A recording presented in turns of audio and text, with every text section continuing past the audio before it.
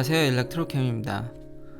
오늘은 이 테슬라의 수요에 대한 얘기, 디맨드, 그것에 대한 조금 더 보충과 이 배터리 가격, 그리고 이 배터리 가격이 어떻게 대충 되어 있는지 논문 하나를 제가 읽어보고 뭐 변한 건 없다는 것과, 특히 이제 배터리 가격에 대해서는 각 회사별 비교한 가격이 최근 가격이 나와서 그 업데이트된 내용을 알려드릴까 합니다.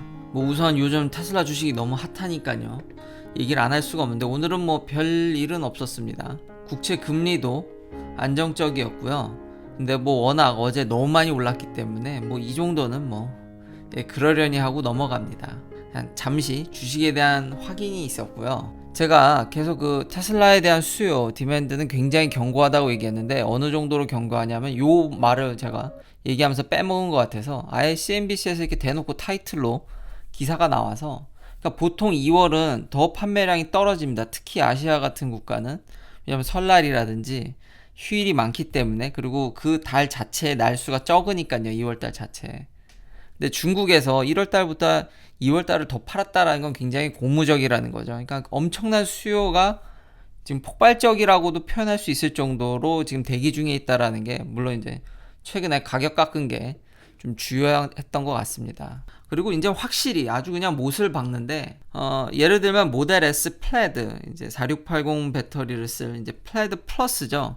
이거는 아예 가격을 올려버렸습니다. 차량 가격을. 그러니까 확실히 지금 나타나는 가격 조정표, 딜리버리 타임 프레임, 그러니까 언제 받는다든지 그런 것들, 그리고 이제 가격 상승 이런 걸로 봤을 때 확실히 주문이 정말로 미국과 중국에서 폭발적이라는 거죠. 참, 다시 한번 그 모건 스탠리를 비롯해서 어디서 테슬라의 그 점유율이 떨어진다든지 수요가 떨어진다는 얘기가 어디서 왔는지 참 궁금합니다. 일단 팩트는 수요는 매우 폭발적이라는 걸 다시 한번 확인할 수 있었습니다. 그러면서 간만에 CNBC에서 굉장히 괜찮은 좀 특별한 기사가 나왔는데, 테슬라와 GM 그리고 LG, 파나소닉, CATL의 이런 어떤 배터리 가격 구조, 물론 이제 아주 자세히는 나와 있진 않지만, 예를 들면 테슬라가 도대체 배터리 셀을 얼마나 주고 이제 사오냐는 거죠. 테슬라가 이걸 잘 밝히질 않습니다. 당연히 GM도 그렇고요.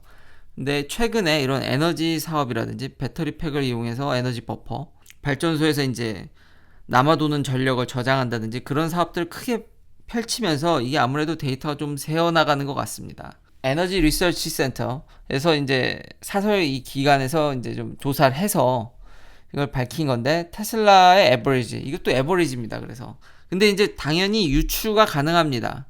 제가 추측이라는 단어를 좀 그때 잘못 쓴 것 같은데, 이게 유추가 가능한 내용이긴 합니다. 평균적으로 142불이라고 얘기를 하고 있거든요. 반면 이제 GM은 169불인데 왜 평균이냐라고 얘기를 하냐면, 이 테슬라가 지금 보니까 파나소닉, LG 캠, 지금 LG 에너지 솔루션이죠, CATL의 얻어낸 평균 가격이 142불이라는 겁니다. 대충 소문이 파나소닉한테는 거의 100불 초반에 받는다는 얘기들이 많았거든요. 근데 어떻게 유추가 되냐면, 이게 GM이 169불인데 GM의 메인 배터리 서플라이어는 거의 다 대부분 LG입니다. 그러니까 LG가 거의 이 가격에 공급한다고 보는 게 맞을 것 같습니다. 인더스트리얼 평균은 186불입니다. 킬로와트 아워당요. 그러니까 테슬라가 얼마나 싸게 이제 배터리를 얻고 있는지, 주요 이제 밴드에 아마 파나소닉한테 굉장히 낮은 가격에, 물론 CATL은 훨씬 더 낮을 확률이 높습니다. 왜냐하면 CATL은 LFP 인산철 배터리를 사용하니까요. 근데 양이 아직은 그렇게 많지 않으니까 주요 밴더와 이 LG 에너지 솔루션과 이제 CATL을 대충 이제 퉁치면 좀 더 LG 화학이 어쨌든 지금 중국에서도 롱레인지가 잘 팔리고 있으니까, CATL이 이제 합세한 건 얼마 되지 않았으니까, 그러므로 유추해 볼 수 있는 건 파나소닉이 정말로 테슬라한테 정말 하도 쥐어짜임을 당하면서 정말 이제 배터리를 만들고 있다라는 게 충분히 여기서 유추되고요. 이제 GM이 이제 169불이고, 다른 회사들, 이제 익히 알려진 회사들은, 다른 내연기관 회사들은 다 이 186불에 가져온다라는 거죠. 그러니까 가격 차이가 현격하다는 거죠. 여기서 이제 테슬라의 경쟁력이 살아난다는 겁니다.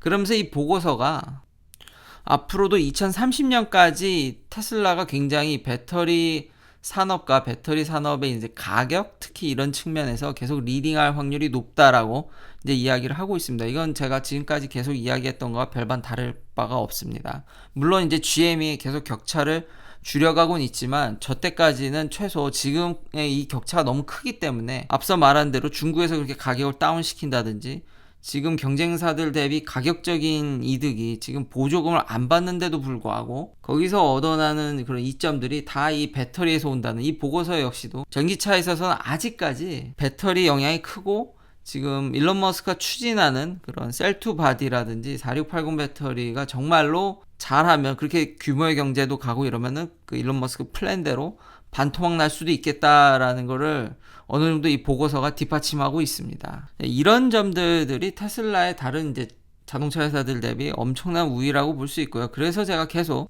똑같은 얘기지만 테슬라의 미래를 이렇게 밝게 보는 겁니다. 또 이제 배터리 가격을 가기 전에 카인드라이버에서도 좀 재미난 기사가 나왔는데 일종의 소비자들의 평가?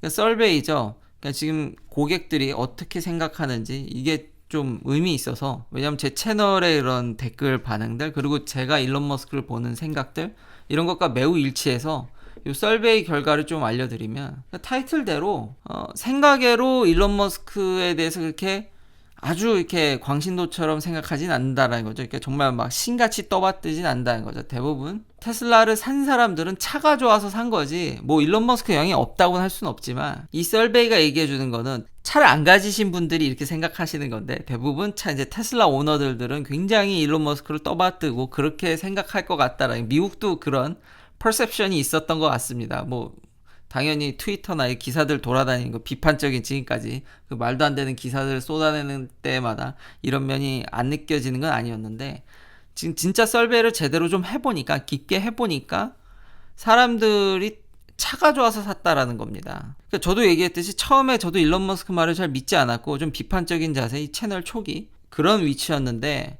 지금 미국에서 누누이 말씀드리지만 특히 근데 이건 미국 한정입니다. 미국에서 전기차를 정말 메인으로 생각하신다면 그게 레저용이라든지 뭐 어디 차박이라든지 캠핑용으로 이제 세컨카가 아닌 정말 메인으로 쓰겠다고 생각하시는 분들은 미국에선 테슬라 말고는 답이 없습니다. 그러니까 그게 여기 이제 녹아들게 된 거고요. 테슬라가 좀 이거를 비판적으로 이 설베이 결과를 받아들인다면은 그러니까 브랜드 충성도는 떨어지니까 제발 마감이라든지 이런 것들을 더 잘할 앞으로 더 열심히 발전해야 된다는 이제 채찍질로 받아들여야겠죠. 그렇지만 현실적으로는 테슬라 말고는 그러니까 좀 세부적인 결과를 보면 그러니까 오너들 사이에서도 테슬라 오너들 사이에서도 한 26% 정도는 일론 머스크가 테슬라의 이미지를 깎아먹는다고 생각을 합니다. 그러니까 최근 들어 그런 비트코인의 투자라든지 자꾸 좀 과장돼서 얘기하는 거. 근데 테슬라를 갖고 있지 않은 대부분의 사람들은 일론 머스크가 천재는 맞으나 좀 너무 뻥친다는 거죠. 예를 들면 그 FSD, Full Self Driving 같은.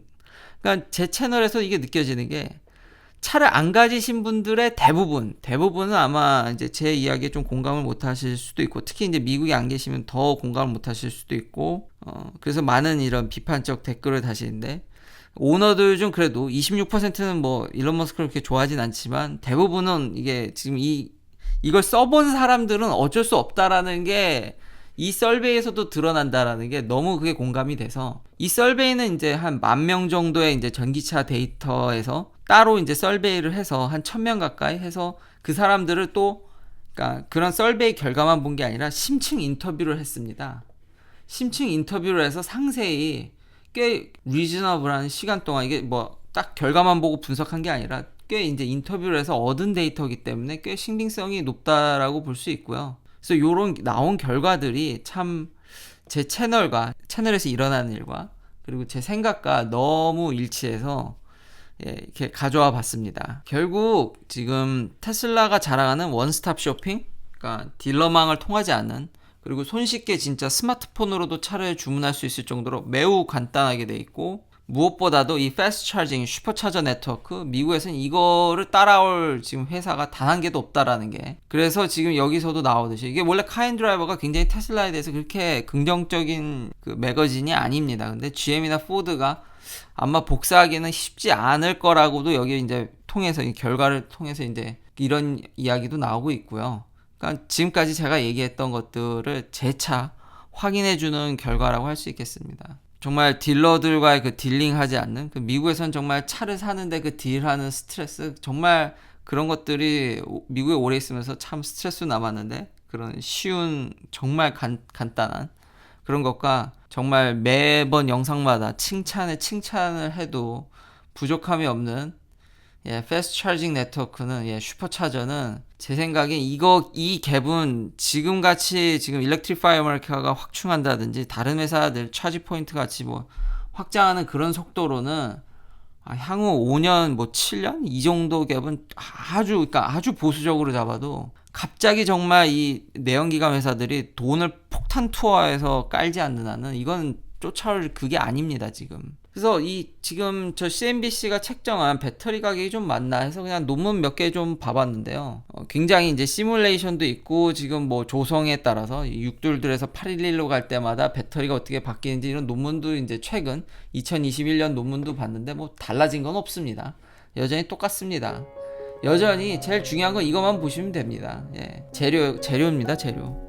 엄청나게 재료가 차지하는 포션이 많기 때문에 테슬라가 왜 그렇게 광산 산업에 뛰어들고 수직 계열을 해야 되는지 지금 이건 이제 베스트 시나리오긴 한데 옵티마이즈 시나리오긴 한데 이 레이버 보십시오. 모든 게 이제 자동화되고 이러면서 다 줄어가는데 역시 재료가 차지하는 포션이 어마어마하다라는 것을 재차 이런 상세한 리포트에서도 확인할 수 있었습니다.